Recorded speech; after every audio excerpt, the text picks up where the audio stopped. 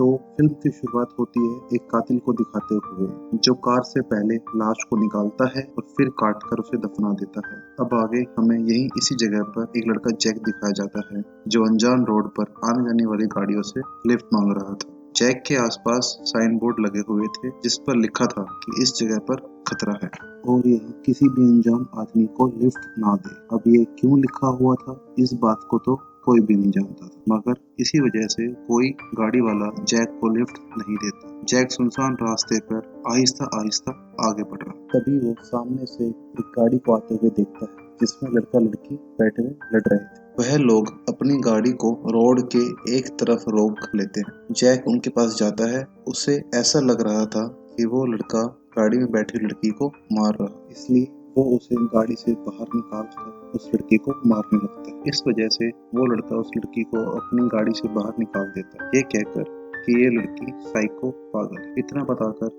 वो लड़की को वहीं पर छोड़कर चला जाता है। वो लड़की जिसके बाद जैक को अपना नाम वेरोनिका बताती है। वेरोनिका बताती है, मैं अक्सर इस जगह पर आती रहती हूँ, मुझे घूमने फिरने का बहुत शौक है। फिर वो एक जगह बैठ जाते हैं और गेम खेलते हैं और जैक फिर से लिफ्ट मांगने की कोशिश करता है, मगर अभी भी कोई गाड़ी रुकने को तैयार ही नहीं। वो वेरोनिका से कहता है, कितने अजीब लोग हैं यार, कोई किसी की मदद करने को तैयार ही नहीं है। वेरोनिका कहती है, शायद ये लोग डरते हैं, यहाँ पर कुछ भी हो सकता है और मैंने सुना है इधर कोई कातिल रहता है जो ऐसे ही बिना वजह लोगों को मार देता है। वेरोनिका बताती है, मैं भी अकेली हूँ, मेरा इस दुनिया में कोई भी नहीं। लिफ्ट लेते लेते रात हो गई थी, मगर अभी तक इन्हें किसी ने लिफ्ट नहीं दी थी। यह इधर ही आग जलाते हैं और बैठकर बातें करने लगते हैं। वेरोनिका अपने बैग से शराब की बोतल निकाल कर जैक को देती है और पूछती है, तुम्हारा बैग कहाँ पर है? जिस पर जैक बताता है, वो यहाँ पर एक जरूरी काम के लिए आया था और उसका बैग ट्रेन के पास से चोरी हो गया था और उसके पास अभी बस उसका पासपोर्ट ही है, जिसकी मदद से वो यहाँ से निकल सके। तभी वेरोनिका अपनी डायरी निकालकर एक पेज पर कुछ लिखकर जैक को देती है। जैक जब उस पेज के पीछे देखता है, उस पेज के पीछे वेरोनिका के साइन थे, जिसे देखकर वो पूछता है, ये क्या है? वेरोनिका कहती है, बस मैं अपने नाम लिखने की प्रैक्टिस कर रही थी, इससे ज्यादा कुछ नहीं। ऐसे ही बातें करते करते वो दोनों सो गए। सुबह जब होती है तो जैक कहता है, वेरोनिका वहाँ नहीं है। तो जैक थोड़ा सा परेशान। जब वो आगे जाकर देखता है तो वेरोनिका पास ही की झील में नहा रही होती है। वेरोनिका जैक को भी अंदर आने को कहती है और फिर जैक उसके साथ नहाने लगता है। उन दोनों के बीच में काफी अच्छी दोस्ती हो गई थी। अब नहाने के बाद दोनों दोबारा से अपना सामान लेकर आगे बढ़ते हैं, मगर अभी भी कोई इन्हें लिफ्ट नहीं देता। थोड़ा सा आगे आने पर एक आदमी अपनी गाड़ी को रोक लेता है और अपना नाम ग्रिजेट बताता है। वो उन्हें लिफ्ट देने के लिए तैयार था। वेरोनिका उसे देखकर खुश नहीं थी, फिर भी वो दुखी मन से उसकी कार में बैठ जाती है। ग्रिजेट कहता है, तुम लोगों को आज रात मेरे घर पर रुकना चाहिए। जैसे ही सुबह होगी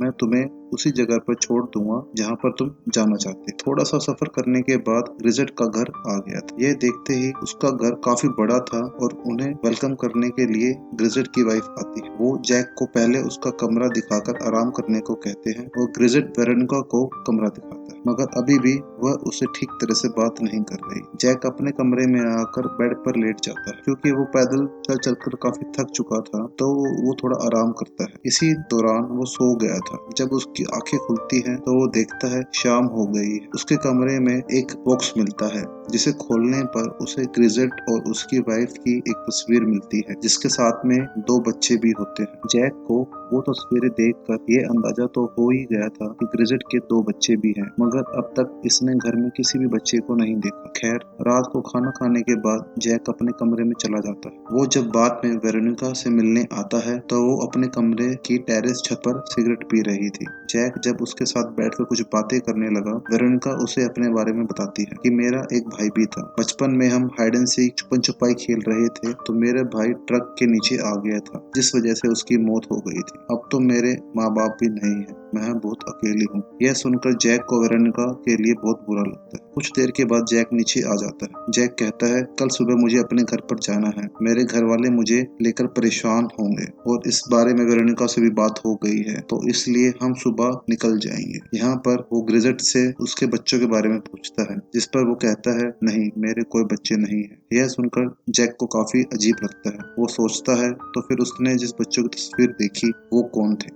खैर वो इन बातों के बारे में ज्यादा नहीं सोचता क्योंकि कल सुबह उसे अपने घर के लिए निकलना था और जाकर सो जाता है। जब सुबह होती है तो उठकर सबसे पहले वो वेरोनिका के कमरे में जाता है ताकि उसे लेकर जा सके, मगर जब वो जाकर देखता है तो वो कमरे में नहीं थी। उधर अब ग्रेजेट आता है। वो जैक को बताता है वेरोनिका सुबह होते ही चली गई। उसने इसलिए तुम्हें नहीं बताया ताकि तुम परेशान ना हो जाओ। यह बात सुनकर जैक को ग्रेजेट पर शक होता है क्योंकि वो काफी घबराया हुआ था। उसे उसकी बातों पर यकीन नहीं था। वो कहता है नहीं, तुम झूठ बोल रहे हो, ऐसा नहीं हो सकता। वेरोनिका मुझे छोड़कर ऐसे नहीं जा सकती। हम दोनों को एक साथ ही जाना था। इसलिए वो वेरोनिका को पूरे घर में ढूंढने लगता है मगर वह उसे कहीं पर भी नहीं मिलती। अब ग्रेजेट जैक को वेरोनिका का लिखा हुआ लेटर देता है। अब लेटर देखकर जैक को भी यकीन हो गया था, मगर वेरोनिका के ऐसे चले जाने की वजह से वो बहुत दुखी था। इसलिए वो अब ग्रेजेट के घर से पैदल ही जाने लगता है, मगर रास्ते में जाते हुए वो देखता है कि इस लेटर में कुछ तो अलग है। वो अपनी डायरी निकाल कर उसी पेज को निकालता है जो उसे परसों रात वेरोनिका ने दिया था। यहाँ पर उसे पता चलता है वो दोनों राइटिंग लिखाई अलग अलग, यानी जो खत ग्रेजेट ने दिया वो वेरोनिका ने दिया ही नहीं था। जैक समझ जाता है कि ग्रेजेट इसके साथ कोई गेम खेल रहा। वेरोनिका कभी उसके घर से गई ही नहीं थी। जरूर उसने उसके साथ कुछ गलत किया होगा। तभी कोई पीछे से आकर जैक पर हमला कर देता है जिससे वो बेहोश हो गया और कुछ देर के बाद जब उसे होश आता है तो वो उसे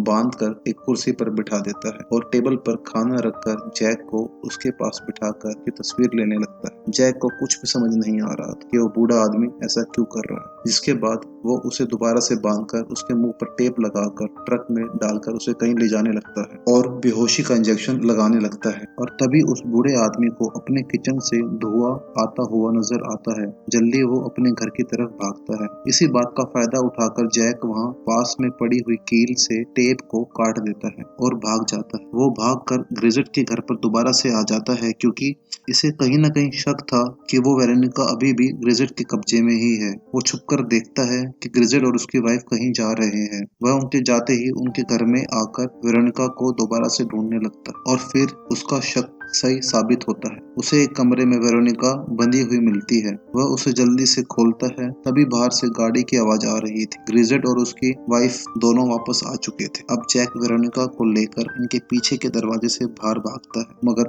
बदकिस्मती से ग्रेजेट के वाइफ ने उन्हें भागते हुए खिड़की से देख लिया होता है। वो जल्दी से अपनी गाड़ी में बैठकर दोनों का पीछा करते हैं। वेरोनिका जैक को लेकर एक कैबिन के पास आकर छुप जाती है। तो भागते ये गिर जाते हैं और जैक को काफी ज्यादा चोट लगती है। जैक तभी नोटिस करता है ये तो वही कैबिन है जहाँ पर वो बूढ़ा आदमी जैक को लेकर आया। कुछ देर पहले ही तो यहाँ से भागा था। तभी वो बूढ़ा आदमी वहाँ जाता है और पूछता है कौन है यहाँ। तभी वो दोनों उसी की गन से बूढ़े आदमी पर एम कर लेते हैं। वो बूढ़ा आदमी जैक से कहता है तुम कितने बेवकूफ हो ना, अब तक कुछ समझ ही नहीं पाए। जैक क्या नहीं समझ पा रहा था, बस कुछ ही देर में उसे पता चलने वाला। वो उस बूढ़े आदमी को गन दिखाकर यहाँ से जाने को कहते हैं। जब वो पीछे हट रहा था तो उसका पाँव फिसल जाता है और एक रोड उसके जिस्म के आर पार हो गया था, जिस वजह से उस बूढ़े आदमी की मौत हो जाती है। इधर जैक भी जख्मी होने की वजह से बेहोश हो गया था। यहाँ पर वेरोनिका के दिमाग में एक आइडिया आता है। वो एक प्लास्टिक शीट से पहले तो जैक को ढकती है और एक चाकू को उठाकर उस बूढ़े आदमी को फिर से मारने लगती है ताकि बूढ़ा आदमी दोबारा जिंदा ना हो पाए। अभी तक ग्रेजेट और उसकी वाइफ भी